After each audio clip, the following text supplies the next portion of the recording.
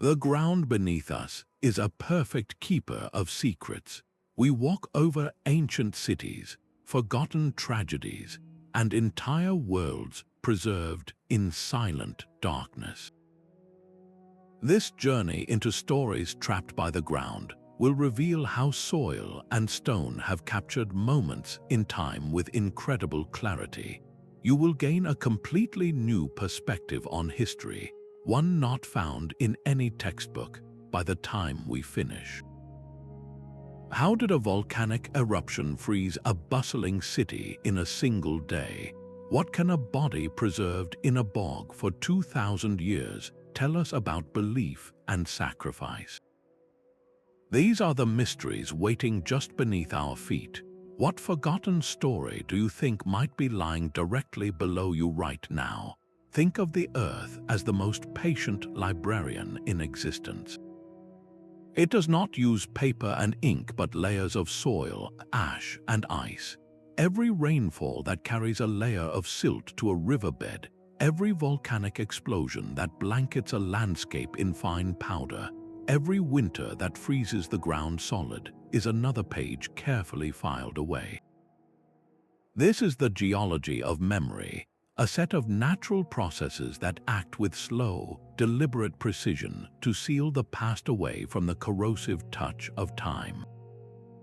The most crucial element in this preservation is often the absence of one thing: oxygen. In an anaerobic environment, the bacteria and fungi that normally break down organic matter simply cannot survive. It is like pushing a pause button on decay. This is why waterlogged peat bogs can keep a body intact for 2,000 years, the acidic, oxygen-poor water tanning the skin and preserving the features with eerie clarity. It is also why the dry, sterile sands of a desert can desiccate a piece of papyrus or a wooden tool, leaving it brittle but perfectly readable after centuries. Each environment creates a unique kind of time capsule, a geological trap perfectly suited to capturing a specific moment. And of all these natural archives, perhaps the most intimate and haunting are the peat bogs, where the very chemistry of the earth seems to conspire to keep a secret.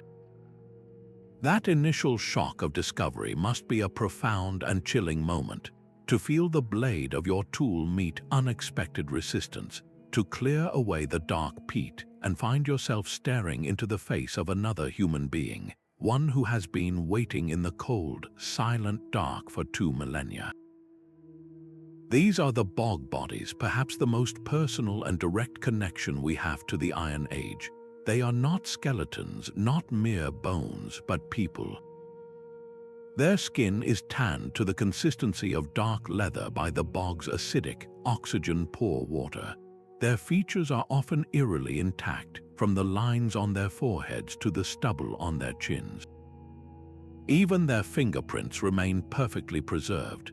The circumstances of their preservation are only the beginning of the mystery. The real puzzle lies in why they are there. Most met violent, ritualized deaths. The evidence is stark and undeniable. Many show signs of having been struck on the head, strangled with a rope or a leather cord, or having their throats cut. Some, like the Danish man known as Tollund Man, were hanged. Yet his face, in its state of preservation, carries an expression of serene peace, a contradiction that only deepens the enigma. Were these individuals criminals being executed for terrible crimes, or were they willing sacrifices offered to powerful gods to ensure a good harvest or victory in battle? Archaeologists have turned to the bodies themselves for clues, and the answers they find are astonishingly intimate. By analyzing their stomach contents, scientists can determine their last meal. For many, it was a simple, gruel-like porridge, but for others, it contained traces of special, sometimes psychoactive plants. This suggests that some victims may have been given a ritual Last Supper, perhaps to alter their consciousness before meeting their fate, making them a more potent offering to the deities. The preservation is so complete that we know what kind of clothes they wore, how they styled their hair, and even the parasites that lived in their guts. These are not abstract historical figures. They are individuals with stories that ended in a bog. The landscape itself holds the final piece of this ancient puzzle. These bodies were not hidden. They were carefully placed in specific parts of the bog, often at the boundary between tribal territories or near what were considered sacred pools. This was a deliberate act, a communication with the spiritual world written on the land itself. The community that left them there must have believed they were ensuring their own survival, appeasing forces far greater than themselves. But what happened to those communities? Their settlements have often vanished, leaving only these silent, solemn offerings as a testament to their beliefs and their fears, a haunting echo of a world that has otherwise completely disappeared. But the earth does not only preserve individuals, it can also swallow entire communities whole, locking a complete snapshot of daily life in a single, catastrophic moment. Imagine the familiar sounds of a village, the chatter of neighbors, the clang of a blacksmith's hammer, the laughter of children playing. Now replace all of that with an unnerving, permanent silence. This is the fate of the lost villages, places where the ground itself became a tomb for a way of life. Unlike the bog bodies whose placement was deliberate, these communities were trapped by accident or by forces beyond their control. Their stories are not of ritual sacrifice, but of lives violently interrupted. The Italian hilltop town of Crocco stands as a haunting monument to this kind of fate. For centuries, its stone buildings clung to the steep slopes, a testament to human resilience, but the very ground it was built upon turned against it. A combination of landslides and earthquakes made the town uninhabitable, forcing everyone to leave. Today, Crocco is a ghost town, its empty streets and hollowed-out buildings slowly being reclaimed by the earth, a stark reminder of nature's power to reclaim what we build. The story is even more poignant when the displacement comes not from nature but from human decisions. The English village of Imber had stood on Salisbury Plain for centuries. Then, in 1943, during the Second World War, the entire population was given just 47 days to leave. The British Army needed the area for training exercises, promising the residents they could return after the conflict. The war ended, but the people of Imber never got their homes back. The village, with its church and farmhouses, still exists, but it is trapped inside an active military training zone. It is a place frozen in time, but not by natural elements. It is preserved by barbed wire and the echo of gunfire, a community lost not to geology, but to the machinery of war. These places force us to think about the layers of history beneath our feet, not as ancient history, but as recent, painful memory. Oral histories from descendants speak of a deep, enduring sense of loss, of generations connected to a place they can never truly visit. What was it like to pack a single suitcase and walk away from everything you knew, believing it was temporary, only to have that temporary state become permanent? The earth here holds more than just stones and foundations. It holds the memories of last meals left on tables, of toys left behind in a hurry, of lives forever suspended in mid-sentence. When we look at these sites, we are not just looking at ruins. We are looking at a profound question about what happens when the ground beneath a community, both literally and figuratively, suddenly gives way. The stillness of a lost village is one kind of silence, but the silence that fell over Pompeii was of an entirely different order. On a morning in August of the year 79, the city was alive with the rhythms of a typical Roman day.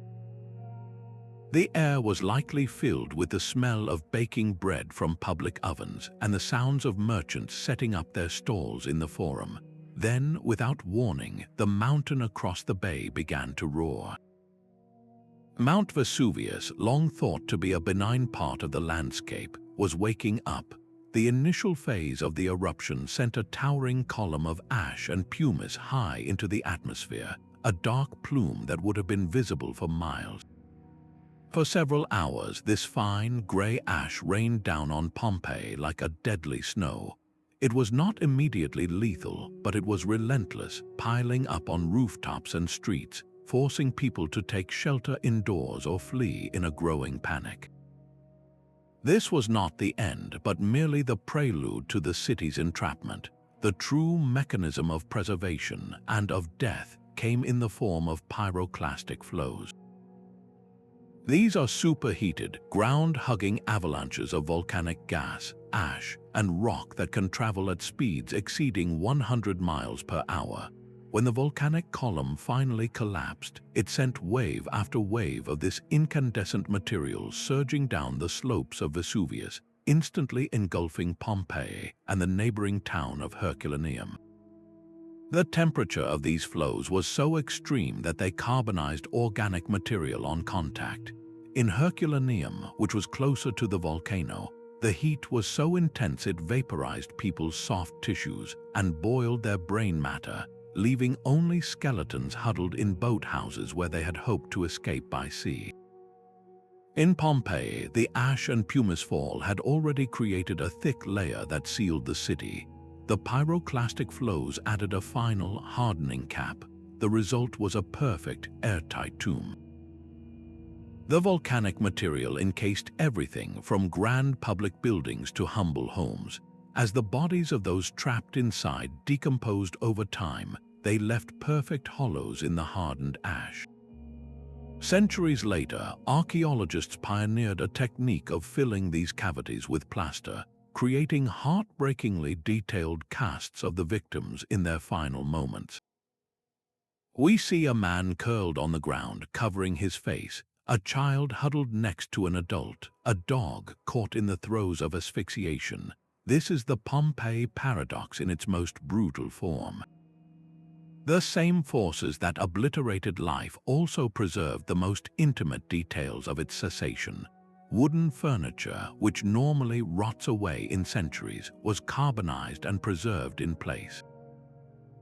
Frescoes on the walls retained their vibrant colors, shielded from sunlight and weather. Jars of wine and oil, carbonized loaves of bread still in the oven, even a dining table set for a meal that would never be eaten, all were frozen in a single, terrible day. Volcanologists can now reconstruct the eruption's sequence with scientific precision, explaining the physics of the collapsing column and the deadly dynamics of the pyroclastic surge. Historians, in turn, read these preserved tableau-like pages from a book. A graffiti scrawled on a wall gives us a date. The distribution of artifacts tells us about social classes and daily routines. The paradox forces a difficult question. Without this catastrophe, how much less would we understand about the mundane, beautiful details of Roman life? The volcanic ash did not just bury a city, it captured a civilization in mid-breath. This instantaneous entrapment stands in stark contrast to the slow, creeping burial of other sites, where shifting sands or rising water levels claim a city over generations, leaving a very different and often less complete kind of story behind. The paradox of Pompeii is one of instantaneous destruction, but the Earth also works on a much slower, more patient timescale. Across the vast deserts of Central Asia, another kind of entrapment unfolded over centuries, not hours. Here, the agent of preservation was not fire, but sand. The Silk Road was not a single path, but a sprawling network of trade routes connecting China to the Mediterranean. Along these routes, oasis cities bloomed in the harsh landscape, thriving as crucial way stations for merchants, monks, and soldiers. They were bustling hubs of exchange where silk, spices, and glass were traded alongside ideas, languages, and religions. Then, one by one, they vanished, swallowed by the dunes of the Taklamakan Desert, a place whose very name translates to a chilling warning: you go in, you do not come out. The city of Lulan was one such place. It stood on the shores of a great lake, a verdant stop on a brutal journey. But the climate shifted, the rivers that fed the lake changed course, and the desert began to advance. Sand, driven by relentless winds, slowly choked the life out of the city. It was not a sudden catastrophe, but a gradual suffocation, as if the desert was patiently reclaiming its own.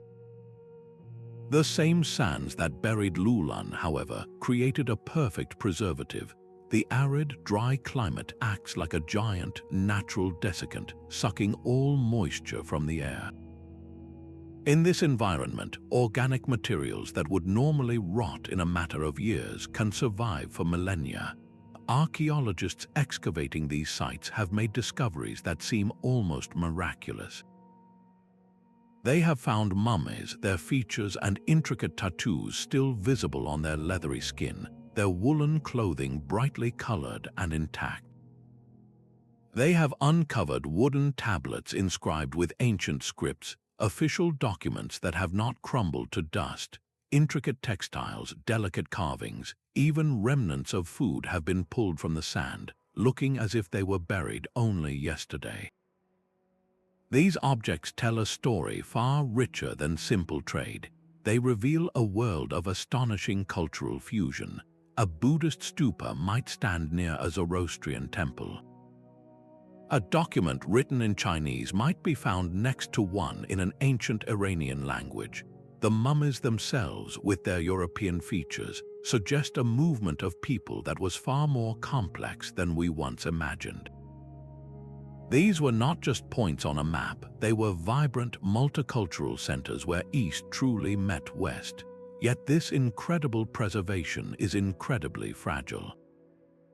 The very dunes that protected these cities for centuries are now shifting again, exposing the ruins to the elements. A single sandstorm can erase a 1,000-year-old wall or scatter priceless artifacts across the desert. And the greatest threat is no longer natural but human. Looters seeking to profit from the past descend on these exposed sites, destroying archaeological context to grab a single valuable object, forever severing it from its story. The sand that was a perfect tomb is now an imperfect shield. This raises a difficult question for those who study these places.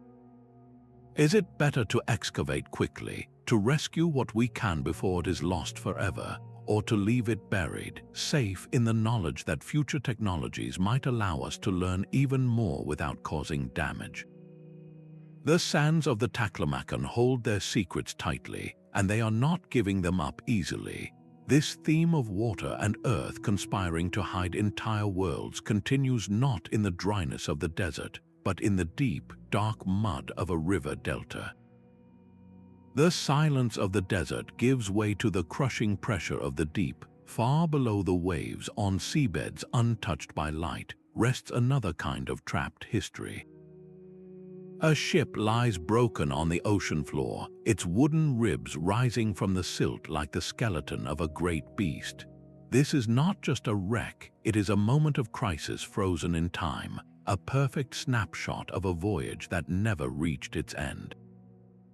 The sea, like the desert and the bog, is a master preserver, but it operates by its own unique rules. The key, once again, is the absence of oxygen. In the cold, dark depths where currents are weak, the water can become anoxic. In this environment, the shipworms and bacteria that normally devour wooden hulls in a matter of years cannot survive. The result is a time capsule of astonishing integrity. The Swedish warship Vasa offers a breathtaking example. On its maiden voyage in 1628, the top-heavy ship sailed barely a mile from Stockholm harbor before a gust of wind filled its sails and sent it tipping over. It sank in full view of a horrified public, coming to rest in the cold, brackish water of the Baltic Sea. There it sat, forgotten for over 300 years. When it was raised in the 1960s, the world saw a miracle. The Vasa was almost perfectly preserved, its ornate wooden carvings still bearing traces of their original paint. But the ship itself was only the shell. Inside, archaeologists found the bones of the crew, their personal belongings, even the butter meant for the ship's galley. The Vasa is a 17th century day captured in heartbreaking detail. Other wrecks hold different kinds of treasures. Off the coast of the Greek island of Antikythera, a Roman-era shipwreck from the 1st century before the Common Era yielded a discovery that rewrote the history of technology. Among the statues and pottery, divers found a lump of corroded bronze and wood. After careful study, it was revealed to be the Antikythera mechanism, an incredibly complex analog computer used to predict astronomical positions and eclipses. This single object, preserved by the sea for 2,000 years, proved that the ancient world possessed a level of mechanical sophistication we had never imagined. The ocean floor had safeguarded a secret that no library on land had managed to keep. This principle of preservation extends beyond ships to entire landscapes that were once dry land. During the last ice age, so much water was locked up in glaciers that sea levels were far lower. The North Sea was not a sea at all, but a vast, fertile plain known as Doggerland, connecting Great Britain to mainland Europe. It was home to Mesolithic hunter-gatherers who tracked animals across its hills and valleys. Then, as the world warmed, the glaciers melted and the seas rose, slowly and inexorably swallowing this lost world. Today, fishermen in the North Sea occasionally trawl up surprising artifacts from the seabed, mammoth bones and ancient stone tools, ghostly reminders of a landscape now buried beneath the waves. Similarly, the calm, cold waters of Switzerland's lakes hide the remains of Neolithic villages. These stilt houses or pile dwellings were built along the shores but eventually succumbed to changing water levels, sinking into the soft lakebed mud. The oxygen-poor mud preserved the wooden posts, tools, and even food remains with incredible fidelity, offering an unparalleled window into early farming life in Europe. Uncovering these submerged stories requires a delicate touch. Marine archaeologists cannot simply dig like their counterparts on land. They use remote sensing technology, like side-scan sonar to map the seabed, and magnetometers to detect metal objects buried in the sediment. Remotely operated vehicles, or ROVs, equipped with cameras and robotic arms, allow them to explore deep wrecks without the immense risk and expense of human divers. Every artifact recovered from the water must be carefully conserved, a slow process of replacing the water in its cells with preservatives to prevent it from crumbling to dust upon exposure to air. The goal is not just to retrieve objects, but to understand the context, to read the story of the ship's final moments or the layout of the sunken village. This marriage of historical curiosity and cutting-edge technology is what allows us to finally listen to the whispers from the deep, stories that were meant to be lost forever. The tools of discovery have evolved far beyond the simple trowel and brush.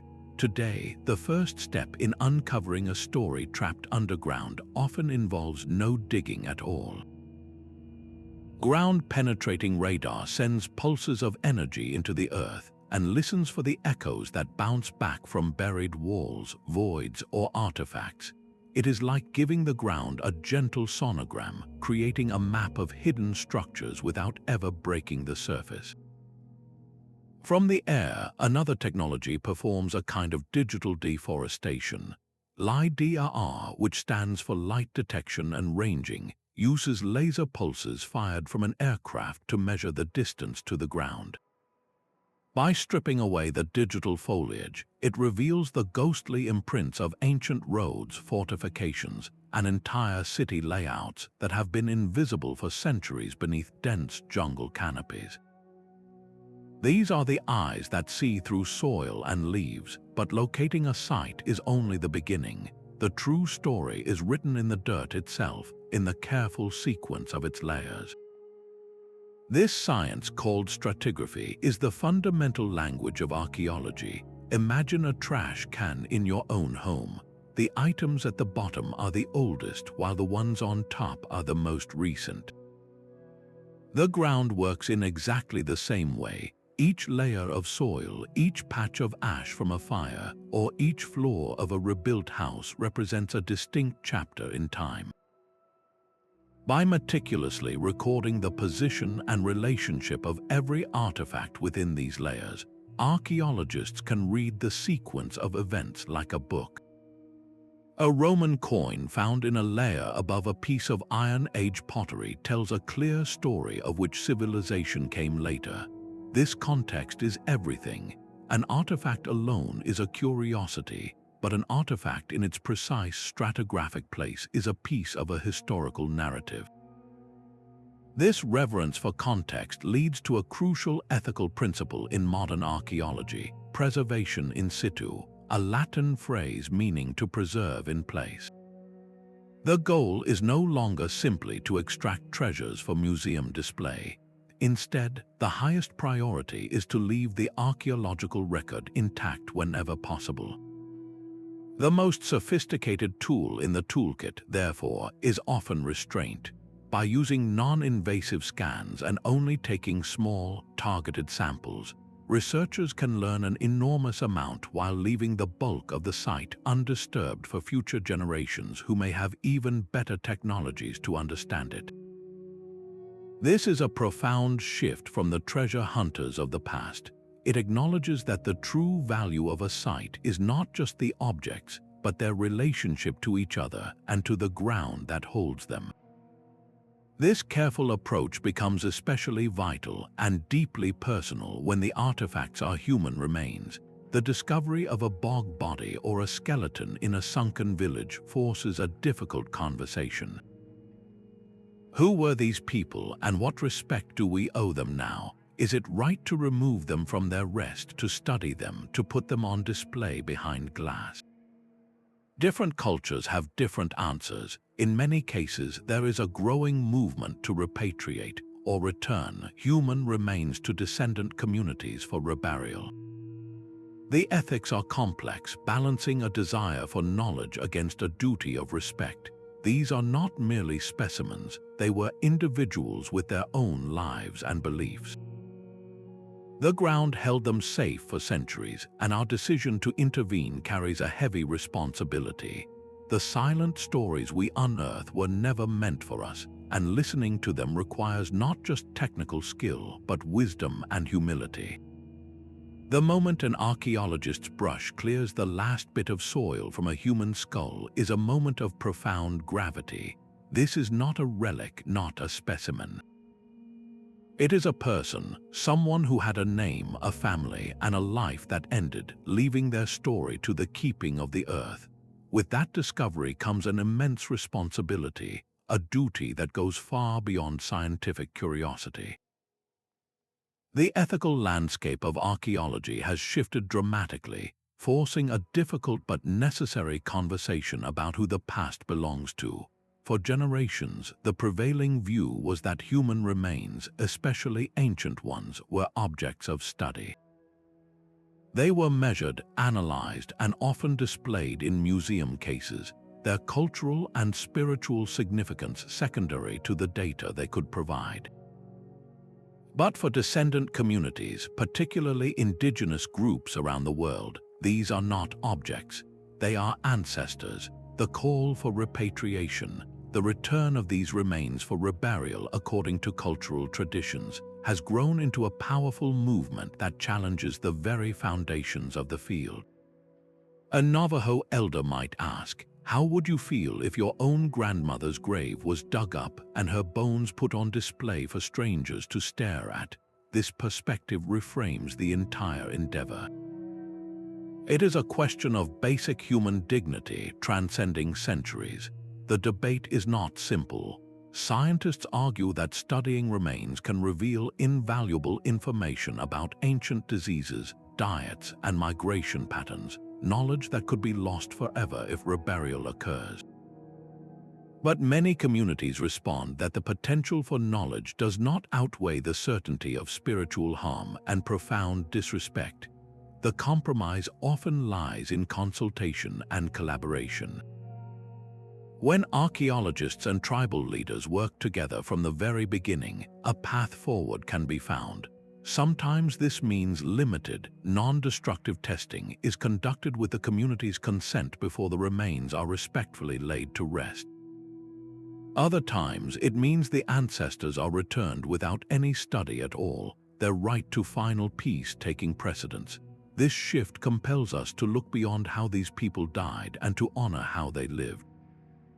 The objects buried with them often tell that story more eloquently than any analysis of their bones. A simple pot placed near a child's skeleton speaks of a family's grief and their belief in an afterlife. A warrior's spearhead, carefully positioned, tells of their status and the values of their society. These are the legacies that the ground has preserved, not just bones, but a testament to love, belief, and community. The greatest discovery we can make is not in a test tube, but in the understanding that the voices from the past still demand our respect. Howard Carter's candle flickered as he made a small hole in the sealed doorway. Lord Carnarvon, waiting anxiously behind him, asked if he could see anything. Carter's reply has echoed through history, a whisper of pure astonishment. Yes, wonderful things. The air that escaped from Tutankhamun's tomb that day had been still for over 3,000 years. It was the breath of a vanished world, and what it revealed was not a plundered ruin but a perfect snapshot of pharaonic belief.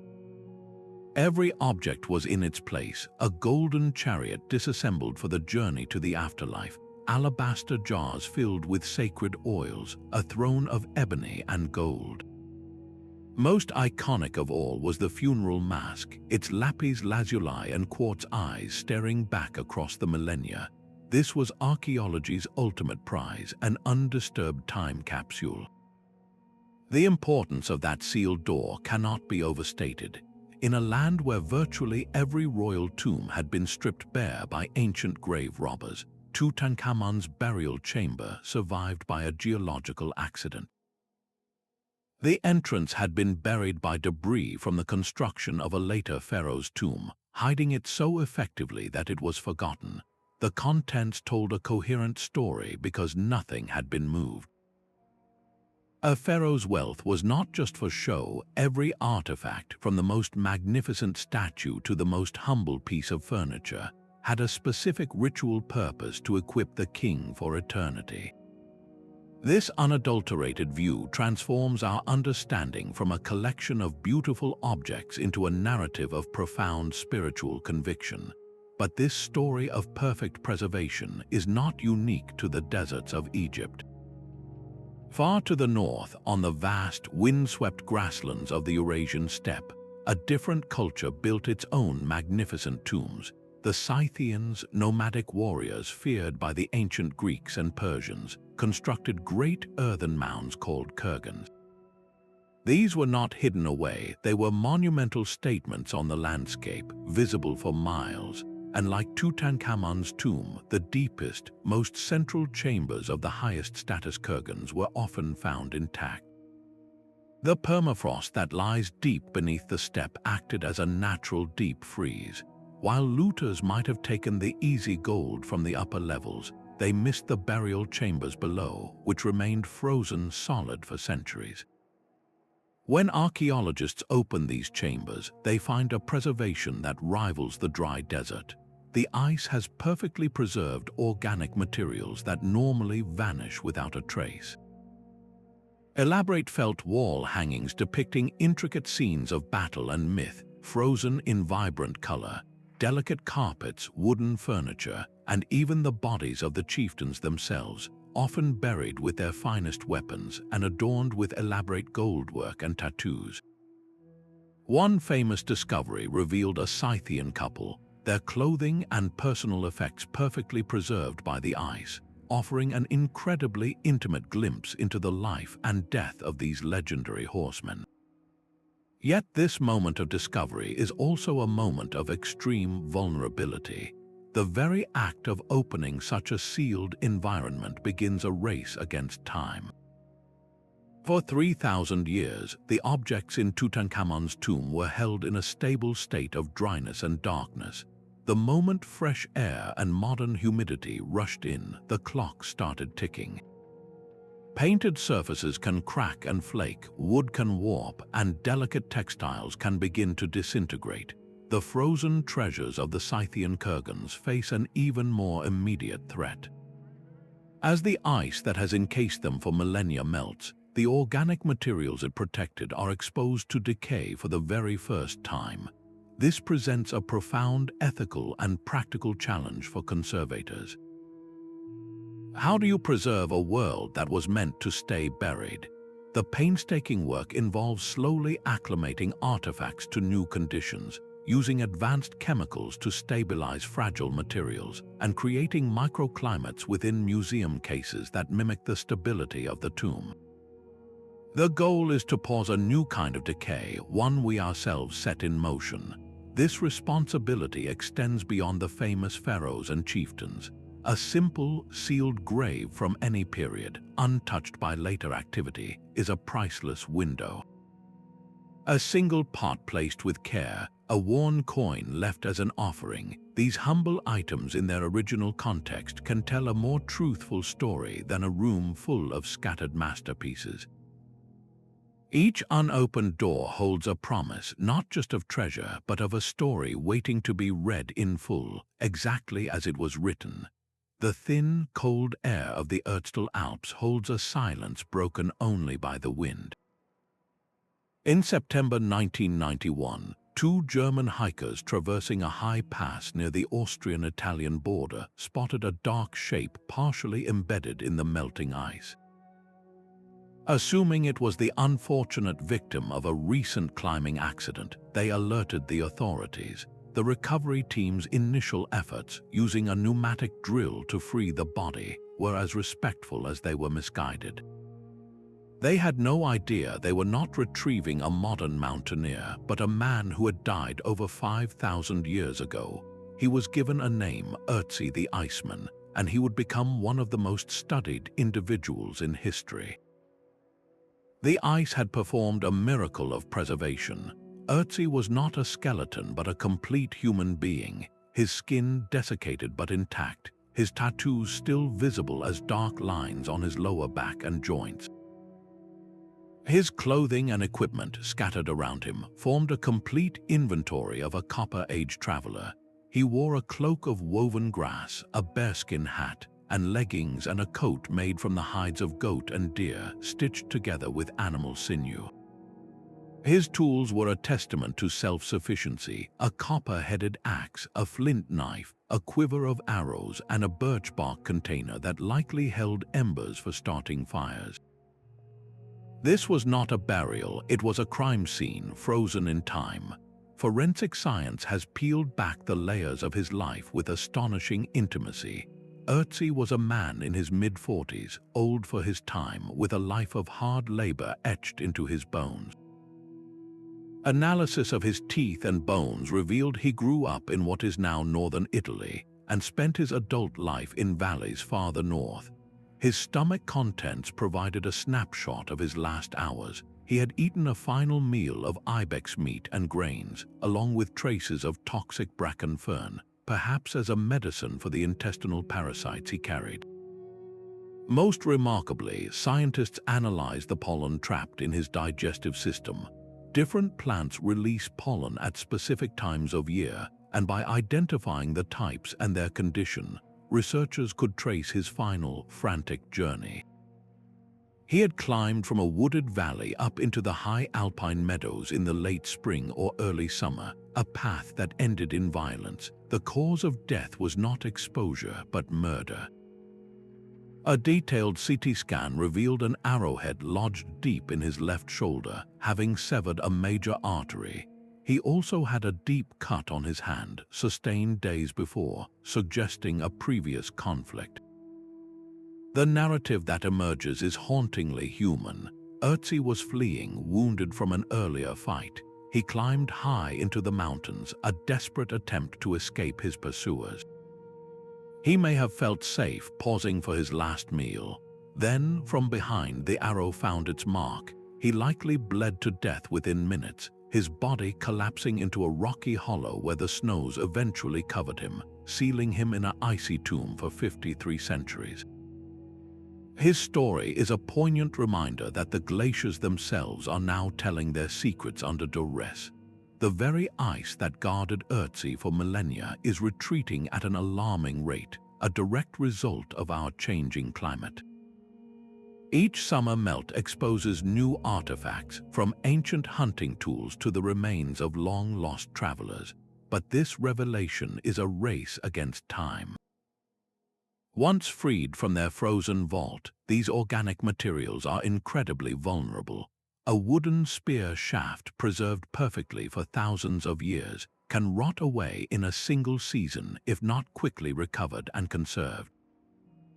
The glaciers are giving up their ghosts, but we must be ready to listen before their stories vanish for a second time, this time forever. The ice that gave us Ötzi is now surrendering other secrets, but this gift is a frantic, fleeting one. Across the globe, a similar story is unfolding, not just in high mountains but in the vast, frozen plains of the far north. Permafrost, ground that has remained frozen for thousands of years, is thawing at an unprecedented rate. This is creating a profound and urgent dilemma for archaeology. The very forces that are reshaping our future are simultaneously unlocking the deepest past, only to threaten it with immediate destruction. In places like Norway, as glaciers recede, they are leaving behind a trail of artifacts from ancient travel routes. Researchers are finding perfectly preserved wooden skis, arrows with their feather fletching still intact, and even remnants of clothing dropped by Viking traders centuries ago. Each object is a miracle, a piece of history saved from decay by ice. But the moment it is exposed to sun, air, and rain, the clock starts ticking. A wooden spear shaft that survived for 1,000 years can rot away in a single summer. This has sparked a new kind of scientific race, with archaeologists partnering with glacial surveyors to patrol the melting ice edges, desperately trying to find these treasures before they are lost forever. The revelations from the thawing ground are not limited to tools and weapons. In the Siberian permafrost, scientists have uncovered the remains of mammoths, woolly rhinos, and other Ice Age giants, their flesh and hair so well preserved that they seem to have died only recently. But within these frozen tissues, researchers have detected something else: ancient viruses and bacteria that have been dormant for millennia.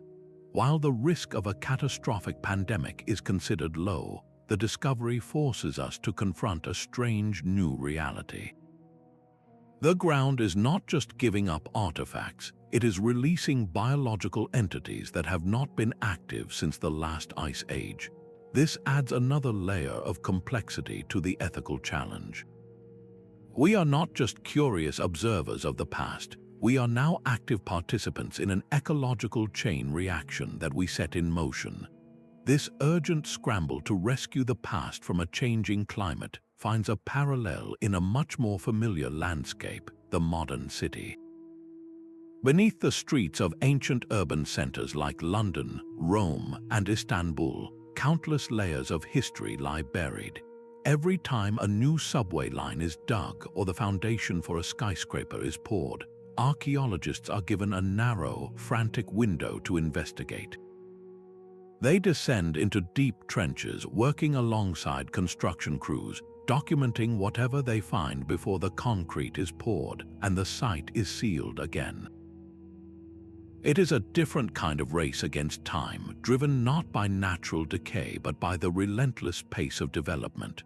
A Roman wall, a medieval well, or a Victorian cellar can be unearthed one day and destroyed the next. This constant tension between preservation and progress forces a difficult question.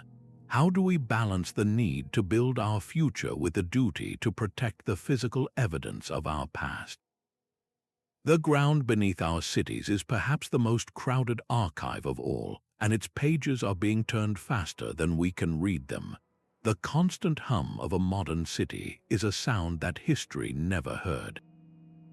Beneath the rumble of the subway and the deep foundations of skyscrapers, a different city sleeps, built not of steel and glass but of wood, stone, and memory. Urban archaeology is the science of listening to that silent city, a discipline performed against the clock. It is a salvage operation on a grand scale, where every new construction project offers a fleeting glimpse into the past before it is sealed away by concrete and progress.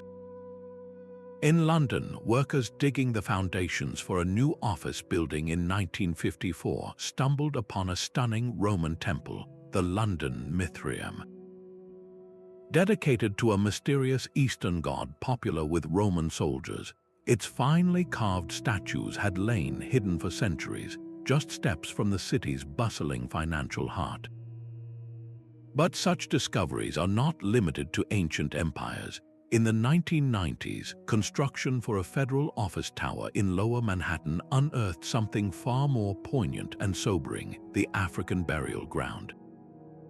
This 6-acre cemetery held the remains of more than 400 free and enslaved Africans from the 17th and 18th centuries, a population whose story had been largely erased from the official narrative of New York City. The bones themselves spoke volumes, telling stories that written history ignored. Skeletal analysis revealed the brutal physical toll of their lives, from muscle attachments shaped by relentless labor to spinal injuries caused by carrying heavy loads. These were not the stories of kings or conquerors, but of the ordinary people who built the city with their own hands. Archaeologists working on these sites do not have the luxury of years. They have weeks, sometimes just days, to meticulously document and recover what they can before the bulldozers return. They work in deep, muddy trenches, their efforts illuminated by temporary lights, racing to map a medieval well or a Victorian cellar before it is lost forever. The artifacts they recover are often humble: fragments of pottery, clay pipes, animal bones from meals long forgotten. Yet together they form a mosaic of daily life, a history written not in grand monuments but in the discarded fragments of existence. This relentless pace forces a difficult question about what we value. Each time we choose to build anew, we make a conscious decision about which layers of our past are worth saving and which will be sacrificed to the future. The ground beneath a modern city is the most densely written palimpsest imaginable, a manuscript where each generation has written over the last. Urban archaeologists are the scribes tasked with reading a few sentences before the page is turned for good. And sometimes the stories they find were not just covered by time, but deliberately concealed, hidden away with the specific intention that they would never be found. There is a special kind of silence that surrounds a hidden treasure, one born not of ritual or disaster, but of pure human fear. Imagine the frantic hands digging a hole in the dead of night, placing a chest of coins or a bundle of golden ornaments into the earth, covering it over, and then walking away, hoping against hope to one day return. For the people who buried the great hoards of history, that day never came. These collections of precious objects deliberately concealed are time capsules of a different sort. They are not grand tombs built for eternity, but desperate acts of preservation meant to be temporary. Their permanent loss is a personal tragedy frozen in the ground. One of the most spectacular examples was discovered in a quiet field in Suffolk, England, in 1992. A farmer had lost a hammer and asked a friend with a metal detector to help find it.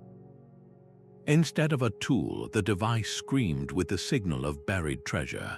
What emerged from the soil was the Hoxne hoard, a breathtaking collection of late Roman gold and silver. There were over 15,000 gold and silver coins stacked neatly in oak chests. There were exquisite silver spoons, delicate pepper pots crafted in the shape of a regal woman, and intricate jewelry. This was the wealth of an incredibly wealthy Roman family, perhaps a high-ranking official, buried in the chaotic years as the Roman Empire's control over Britain was crumbling. The hoard was not a random assortment. It was a carefully packed selection of the most valuable and portable possessions. The context of its burial screams of urgency, a family trying to safeguard their fortune from the advancing threat of raiders or a collapsing social order, planning to retrieve it when the danger passed.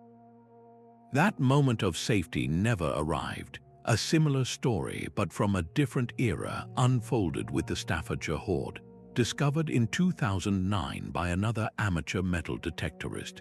This collection was not the wealth of a Roman aristocrat, but the spoils of Anglo-Saxon war. It contained over 4.5 kilograms of gold and nearly 1.5 kilograms of silver, almost all of it stripped from military equipment. There were hundreds of sword hilt fittings, intricately carved with interlacing beasts, and delicate filigree work from shields and helmets. This was not a king's personal jewelry, it was a treasury of martial power. The prevailing theory is that this hoard represented the loot from a lost battle, buried by the victors to keep it safe as they moved on to further fighting, or perhaps hidden by the losers to prevent their sacred war gear from falling into enemy hands. The objects are stunning works of art, but their story is one of violence and instability. They were buried not for the gods, but for a very earthly tomorrow that, for someone, never dawned. The difference between a hoard and a grave offering is profound. A grave good is a gift sent with the deceased into the afterlife. It is a permanent transaction. A hoard is an investment in a future that is still hoped for here on Earth. This is what makes their discovery so poignant. We are not uncovering a ritual, but an interrupted plan. We are witnessing a moment of acute anxiety, a life put on hold. This instinct to hide our most valued possessions in times of trouble is not confined to ancient history. During the 30 Years' War, families across Europe buried their silver. During the pogroms, Jewish families concealed ritual objects in cellars and walls. These acts of concealment are a universal human response to threat, a whisper of desperation that echoes across centuries. When we look at the glittering contents of the Hoxne or Staffordshire hoards, we are not just looking at wealth. We are looking at a profound and very personal loss, the moment a person's faith in the future was broken, leaving their most precious secrets in the keeping of the ground. The glittering hoards of Europe speak of wealth hidden by human hands, but some of the most complete time capsules were sealed by the brutal indifference of the Arctic. Far to the north, above the Arctic Circle, lies the archipelago of Svalbard. On one of its islands, a place now called Walrus Island, a small Viking-age trading post met a sudden and silent end. This remote outpost, established by Norse hunters drawn by the abundance of walrus ivory and other Arctic riches, was not buried by volcanic ash but likely by an avalanche or a swift, devastating pandemic. The result, however, was eerily similar to Pompeii. The extreme cold and the deep permafrost acted as a perfect preservative, freezing a moment of daily life in the unforgiving north. Wooden huts, tools, and even the bones of the animals they hunted have been found in a state of remarkable preservation, as if the inhabitants had just stepped away.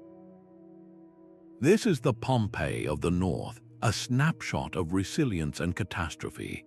Another site, the 17th-century Dutch whaling settlement of Smeerenburg on Amsterdam Island, tells a similar story of ambition preserved by ice. At the height of the whaling industry, this was a bustling, if temporary, town where blubber was rendered into precious oil. The permafrost has kept its history intact. Archaeologists have uncovered the remains of tryworks, the large copper pots used for boiling blubber, along with personal items like clay pipes, wooden plates, and even the remains of the food the whalers ate. The cold does not just slow decay, it stops it almost completely. A piece of rope, a leather shoe, a discarded bone, all are held in suspended animation, waiting for the thaw that would now mean their destruction. These Arctic sites create a different kind of historical record than the sun-baked ruins of the desert or the waterlogged sites of the bog. The story they tell is one of human adaptation to an extreme environment. Every artifact, from the design of a sled to the stitching on a parka, speaks to a deep understanding of how to survive in a world of ice. But these sites also highlight a profound vulnerability. The same geological and climatic forces that provided a bounty of resources, like walrus ivory and whale oil, could also turn lethal in an instant. An avalanche, a sudden storm, or a disease introduced by visitors could erase a community, leaving behind only what the permafrost chose to keep.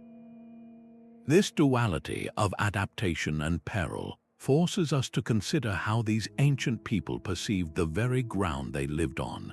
Did they see the permafrost as a reliable freezer for their food, or as a treacherous, frozen trap waiting to claim them? Their understanding of the forces that could entrap them was likely as immediate and visceral as their struggle for survival. For the ancient Greeks, the ground was not an inert substance but the roof of another world. Hades, the kingdom of the dead, was a vast, shadowy realm lying just beneath the surface, accessible through caves and fissures that served as portals to the afterlife. This was not a place of punishment for most, but a gloomy, silent existence where the shades of the departed led a ghostly half-life. The very earth was a thin barrier separating the living from a vast population of the dead. The Norse envisioned a different kind of subterranean world, Svartalfheimr, the home of the dark elves and dwarves. These beings were not just mythical creatures but master craftsmen, forging powerful weapons and magical artifacts deep within their mountain forges. The ground was not just a tomb but a workshop, a source of immense power and danger. In cultures across the globe, the underworld was a place of both terror and potential, home to chthonic gods who controlled the fertility of the soil and the stability of the land itself. To disturb the ground without proper ritual was to risk angering these powerful entities. Yet, alongside this rich tapestry of myth, there existed a deep and practical understanding of the earth, born from direct, hands-on experience. The miners of the ancient world were the true pioneers of subterranean exploration. In places like the Laurian silver mines of Greece or the vast copper mines of Cyprus, these individuals descended into the darkness with stone and bronze tools. They had no formal training in geology, but they possessed an intuitive knowledge of the land. They could follow a seam of ore, identifying the subtle changes in rock color and texture that signaled the presence of valuable metals. They understood the dangers of tunnel collapse and the need for wooden supports, and they developed ingenious methods for ventilation and drainage. Their work was a brutal, dangerous negotiation with the physical earth, a world away from the mythological realms above. Yet both perspectives were shaped by the same fundamental reality. The ground was alive with unseen forces. This blend of practical knowledge and mythological belief is perfectly captured in the writings of figures like Pliny the Elder. In his Natural History, a massive encyclopedia written in the 1st century, he attempts to rationally explain phenomena like earthquakes and fossils. He describes earthquakes as the result of winds trapped in subterranean caverns, struggling to escape.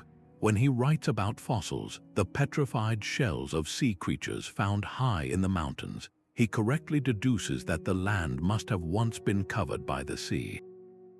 Yet, even in his rational inquiry, the mythological worldview seeps in. He speaks of the earth as a kind of living organism, with veins of metal flowing like blood and earthquakes being its tremors of fever or ague.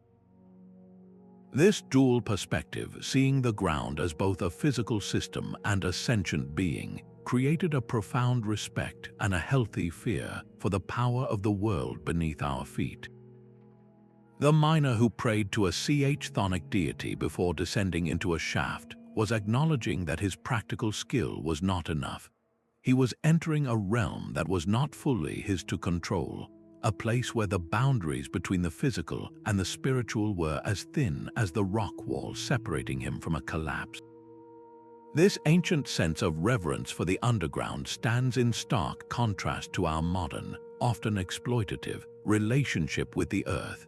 We drill, we frack, we tunnel with little thought for the stories the ground might hold or the forces we might be disturbing. The old myths may seem like superstition, but they encoded a vital truth that we have largely forgotten, that the ground is not a dead resource to be consumed, but a dynamic, powerful, and deeply mysterious part of our world. Soil is far more than mere dirt. It is a layered chronicle written over millennia. Geoarchaeologists approach a patch of ground like a detective scanning a crime scene, reading the subtle clues in its composition to reconstruct entire lost worlds. The most fundamental principle is stratigraphy, the idea that the ground accumulates in a sequence with the oldest layers at the bottom and the most recent on top.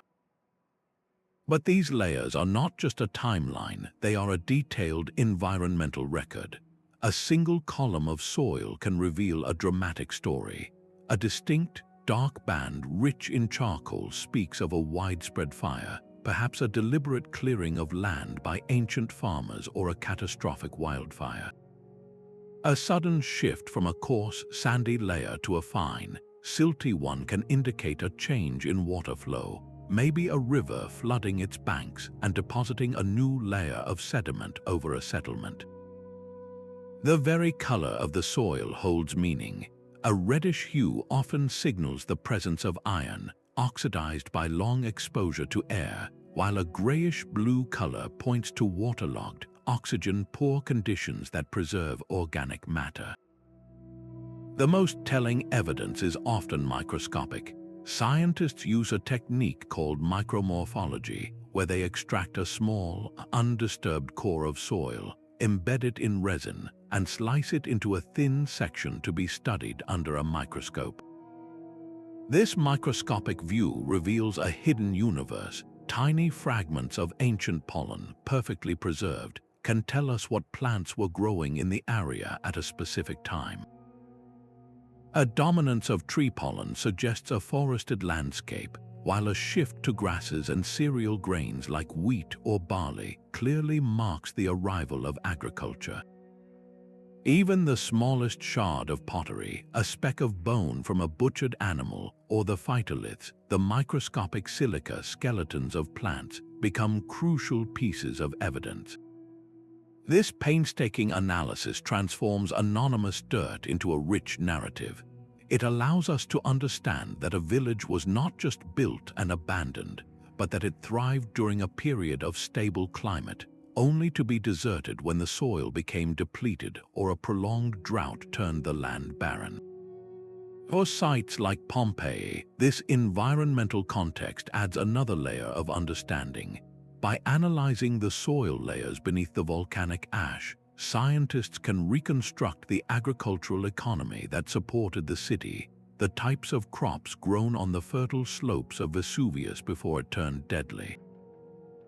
The ground holds the story of the life that was lived, not just the catastrophe that ended it. This scientific reading of the Earth's diary gives us the setting for the final act, the environmental pressures that may have made a community vulnerable or the prosperous conditions that preceded a sudden downfall. The bells of Lisbon's churches had just begun to ring on the morning of November 1, 1755. It was All Saints' Day, and the city, one of the wealthiest in Europe, was crowded with worshippers. The first tremor struck at around 9:40 in the morning, a low, deep rumble that grew into a violent shaking that lasted for several minutes. Stone churches, the pride of the city, crumbled upon the congregations inside. The Grand Opera House, the Royal Palace, and thousands of homes collapsed into clouds of dust. But this was only the beginning of the horror. As survivors fled toward the open space of the city's docks for safety, they witnessed an even more terrifying sight. The sea was retreating, pulling back to reveal the muddy seabed and stranded ships. Then, a towering wall of water, a tsunami, rushed back in, swallowing the harbor and surging deep into the already devastated city. To complete the destruction, fires broke out from overturned cooking fires and candles, merging into a firestorm that raged for days, consuming what the earthquake and water had left behind. In a few hours, Lisbon was not just damaged, it was entombed. The scale of the loss was staggering, with estimates of the dead ranging from 30,000 to as many as 100,000 people. The disaster did more than level a city, it shook the foundations of European thought. At the time, a philosophy called optimism was popular, championed by thinkers like Gottfried Leibniz, who argued that we lived in the best of all possible worlds, a world ordered by a benevolent God.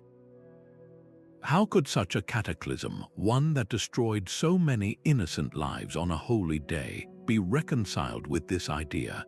The French writer Voltaire was among those profoundly affected. He responded with his famous poem on the Lisbon disaster, a scathing critique of blind optimism. He asked how a good God could possibly permit such indiscriminate suffering. His later satirical novel, Candide, features a character who clings to the belief that all is for the best, even as he endures a series of horrific calamities, directly mocking the notion that Lisbon's destruction was part of a divine plan. The earthquake forced a philosophical crisis, pushing Enlightenment thinkers toward a more skeptical, questioning view of nature and divinity.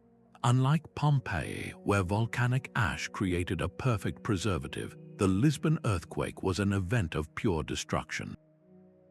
There are no plaster casts of victims, no frozen meals. The story is told by the absence, by the ruins, and by the historical records of the response. The city's prime minister, the Marquis of Pombal, took charge of the recovery with a ruthless efficiency that became legendary. His famous order was to bury the dead and care for the living. He organized firefighting teams, imposed martial law to prevent looting, and began the enormous task of clearing the rubble. His engineers designed a new, earthquake-resistant city center with wider streets and a revolutionary wooden framework for buildings known as Pombaline architecture that could better withstand future tremors. This pragmatic response marks a shift toward modern disaster management, an attempt to fight back against the chaos of nature with reason and planning. Today, the memory of the earthquake is embedded in the modern city. Archaeological excavations for new subway lines or building foundations constantly uncover evidence of the cataclysm. Workers have found the remains of the original Ribera Palace, its foundations shattered. They have uncovered ancient wells filled with debris from collapsed buildings and layers of ash from the Great Fire. These findings provide a grim, physical corroboration of the historical accounts. The disaster is also memorialized in the city's culture, a permanent scar on its identity. How do we remember such an event? We build museums, we tell the stories, and we study the ruins not for treasure, but for understanding. The ground beneath Lisbon does not hold a preserved past, it holds a lesson about fragility, a testament to a city that was shattered and then, piece by piece, rebuilt. This act of rebuilding itself becomes part of the story trapped in the ground, a narrative not of an ending, but of a defiant new beginning forged from unimaginable loss. A physical grave provides a focal point for grief, a place to lay flowers and speak a name into the silence. But what do we do when there is no grave, when the earth itself is the unmarked tomb? The impulse to remember, to carve a name against the relentless tide of forgetting, is a powerful human response to loss. This is why we build memorials. At the site of the sunken village of Imber, a simple plaque tells visitors of the community that was lost. In Pompeii, the entire city has become a memorial, its streets a solemn pathway through a single day in 79. Museums built around these sites perform a vital function. They gather the scattered fragments of a story and reassemble them into a narrative we can understand. They transform a place of tragedy into a space for reflection and learning, ensuring that the victims are not defined solely by their deaths, but remembered for the lives they lived. This process is not confined to ancient history. After modern tragedies, we often see the spontaneous emergence of memorials. Following a natural disaster or an act of violence, people gather at the site, leaving flowers, photographs, and handwritten notes. These informal tributes are a raw, collective expression of grief and solidarity, a way for a community to say, "We are here and we remember you." This act of commemoration bridges the chasm between the past and the present, making the abstract real. It is a declaration that these stories matter, that the ground which trapped them will not also silence them. This same profound need to make sense of loss and memory finds its parallel in another deeply human endeavor, the creation of art. Deep within the Chauvet cave in France, the flickering light of a torch 30,000 years ago illuminated a wall of stone. An artist's hand, using charcoal and ochre, traced the powerful shoulder of a bison, the elegant curve of a horse's neck. This was not idle decoration. It was a profound act of creation in a subterranean world, a communion with the earth that would be sealed by a massive rockfall, trapping these masterpieces in perfect darkness for millennia. From humanity's earliest expressions, the ground has been both canvas and inspiration.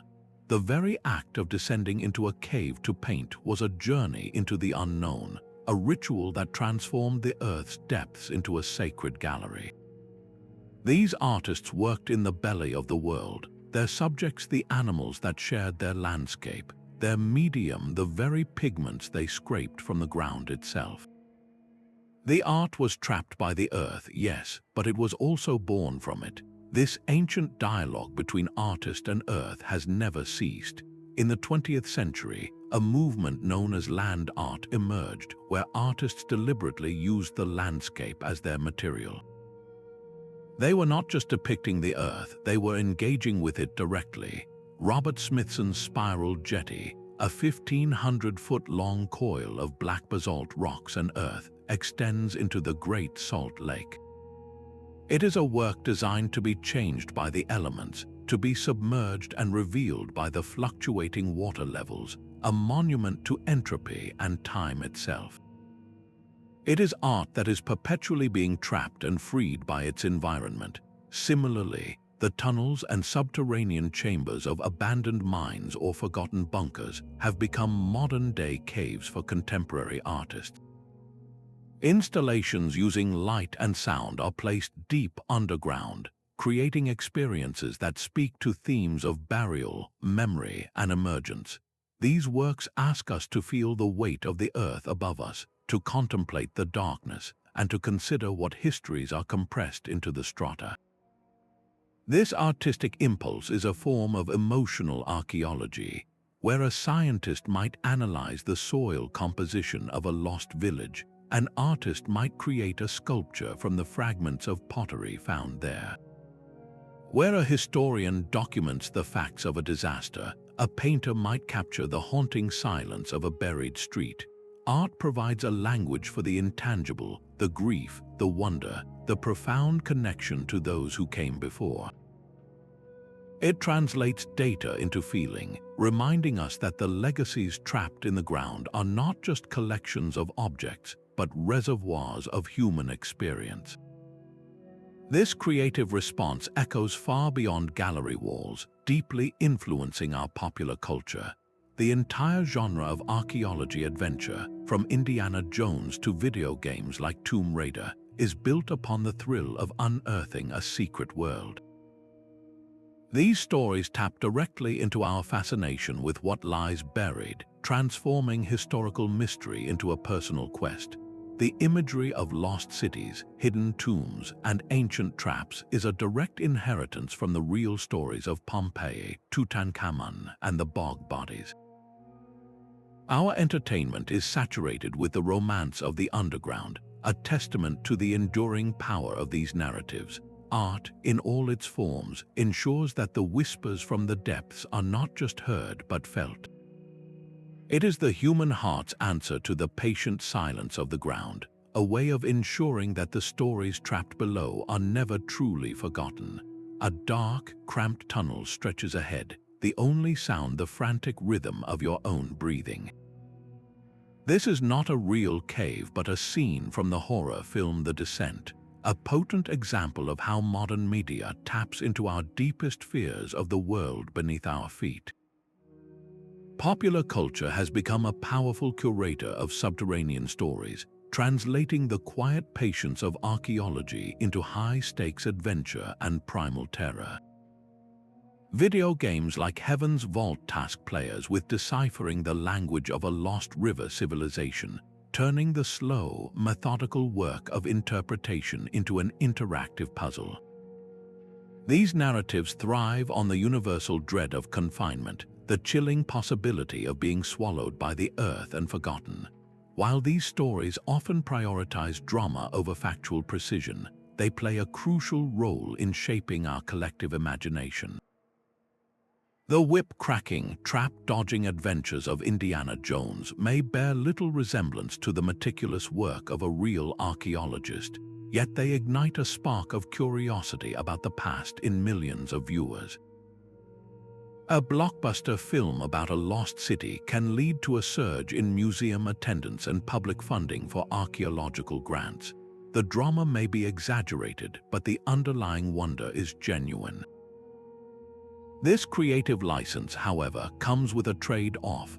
For every story that inspires a future generation of historians, another might cement a misleading stereotype, portraying archaeologists as treasure hunters rather than stewards of history.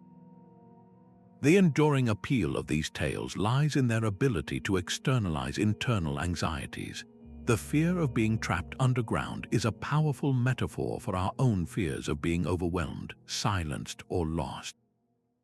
When a character in a story navigates a labyrinthine tomb, they are also navigating the labyrinth of their own psyche. This symbolic power ensures that these narratives remain deeply resonant. They are not just entertainment, they are a modern mythology built upon the very real mysteries that the ground continues to hold. As our tools for discovery evolve, so too will the stories we tell, ensuring that the ancient whisper from below finds a new voice in every generation. The whisper of a story might soon be detected from a single grain of soil. We stand at the brink of a new era in subterranean discovery, where the tools of tomorrow will listen to the past with a sensitivity we can barely conceive of today. Artificial intelligence is poised to become the ultimate research assistant, capable of scanning millions of satellite images to detect patterns invisible to the human eye. It could identify the faint ghost of a long-vanished footpath or the subsurface outline of a settlement, transforming how we survey entire continents from orbit. This digital archaeology will allow us to map lost landscapes like Doggerland or the Silk Road cities with a precision that was once the stuff of science fiction. The very process of excavation may become far less invasive. Imagine a scanner so advanced it could peer inside a lump of fused volcanic rock from Herculaneum and digitally unroll the carbonized scroll within, revealing texts thought lost forever without ever touching them. The ability to sequence ancient DNA is advancing at a breathtaking pace. Soon, we may not need a bone to identify an individual. We could analyze the genetic material preserved in the soil of a grave, the microscopic traces of skin and sweat left behind to learn about the people who gathered there. This hypersensitive analysis could reveal the genetic ancestry of a community from the dirt floor of a single dwelling. But with this incredible power comes profound responsibility. If we can extract an individual's identity from a trace of DNA in the ground, where do we draw the line between historical inquiry and an invasion of privacy that spans millennia? The same technology that could finally give a name to a bog body might also force us to confront the ethical limits of our curiosity. The future promises to reveal stories we cannot yet imagine, tales written not in ink or stone, but in the very chemistry of the earth. The ground has been keeping its secrets for a very long time, and it is only now beginning to share them. For all the tombs we have opened and the cities we have unearthed, the ground still holds its ultimate prizes close. These are the legends whispered for centuries, the unsolved mysteries that represent the final frontier of subterranean discovery. The tomb of Genghis Khan is perhaps the most famous. According to legend, the great Mongol leader was buried in a location so secret that the 1,000 soldiers who escorted his body were then massacred by a second army, who were in turn killed to ensure no one living would know the resting place. It is said a river was diverted to flow over the grave, forever sealing it from the world. To this day, despite numerous expeditions and the use of satellite imagery, the tomb has never been found. Its discovery would not just be a historical triumph, it would be a profound cultural event for Mongolia, revealing the secrets of an empire that stretched across continents. Similarly, deep beneath the modern streets of Moscow, a rumor persists of a lost library belonging to Ivan the Terrible. This collection, known as the Library of the Tsars, is said to contain priceless ancient manuscripts and scrolls from Byzantium, a treasure trove of classical knowledge that could rewrite chapters of history. Explorers have searched the labyrinthine catacombs of the Kremlin for generations, but the library remains a ghost, a story trapped in stone and speculation. The allure of these puzzles is undeniable. They are the holy grails of archaeology, not just for the potential wealth they might contain, but for the sheer weight of the secrets they guard. They represent the tantalizing possibility that the most significant chapters of our past are still out there, waiting for a chance alignment of a shovel, a satellite scan, or a determined mind. Their enduring mystery is a humbling reminder that our knowledge of history is never complete. For every Pompeii we excavate, there may be a dozen more lost cities waiting beneath the sand or the jungle canopy. This acknowledgement that the earth still has stories to tell is what keeps the field alive with passion and curiosity. It transforms history from a static record into a living, breathing quest. And this quest, this intimate dance with the deep past, inevitably changes those who choose to listen. These silent witnesses from the deep past speak a language more universal than any artifact. When we look upon the serene face of Toland Man or trace the final footsteps of Ötzi, we are not merely examining historical specimens. We are confronting the fundamental, shared truths of the human experience. Each discovery, from the grandest tomb to the simplest hidden hoard, echoes with our own deepest concerns, the fragility of our existence and our fierce drive to persevere. The Roman family that buried their silver as their world collapsed, the villagers of Imber who packed their lives into a few suitcases, the crew of the Vasa who had no time to escape, all remind us that catastrophe is no respecter of persons or eras. Their sudden silences underscore the precious, fleeting nature of our own moments. Yet, within that fragility lies an incredible resilience. The story does not end with the burial. It continues in the rebuilding of Lisbon, in the descendants of Imber who keep its memory alive, in the very act of archaeology itself, which is an expression of our stubborn refusal to let stories die. This is a testament to the human spirit's need to create meaning from loss, to ensure that a life or an entire community was not in vain. We see our own desire to be remembered in the elaborate preparations for the afterlife in Tutankhamun's tomb, in the careful placement of a child's toy in a sunken village, in the very act of creating art deep within the Shovet cave. These were not people who expected to be forgotten. They left their marks, intentional or not, with the same hope that animates us today, the hope that something of us will remain. This connection across thousands of years is the true treasure, far beyond gold or silver. It is the humbling, powerful realization that the individual who crafted a tool, loved a child, or looked up at the same stars was in all the ways that truly matter, just like us. They anchor us in the long, continuous arc of history, reminding us that we are part of a story much larger than ourselves. We have walked with ghosts preserved in peat and ash, listened to the whispers from sunken ships, and felt the weight of cities lost to sand and sea. These are not isolated curiosities but chapters in a single, sprawling story, a chronicle of humanity written in the language of the earth itself. Each discovery, from the humble hoard buried in fear to the grand tomb sealed for eternity, reveals a facet of our shared existence, our creativity, our resilience, and our profound fragility. They teach us that the ground is far more than a stage for our lives. It is an active participant, a keeper of secrets with the power to both destroy and preserve with breathtaking finality. This journey compels a new kind of sight, an awareness that the soil we tread upon is a vast and patient archive. It challenges us to move beyond seeing land merely as a resource to be exploited, and to recognize it as the guardian of our collective memory, a responsibility we inherit with every story we choose to uncover. So the next time you walk through a field or along a city street, pause for a moment. Consider the layers below, the centuries of life, loss, and hope compacted into the dirt.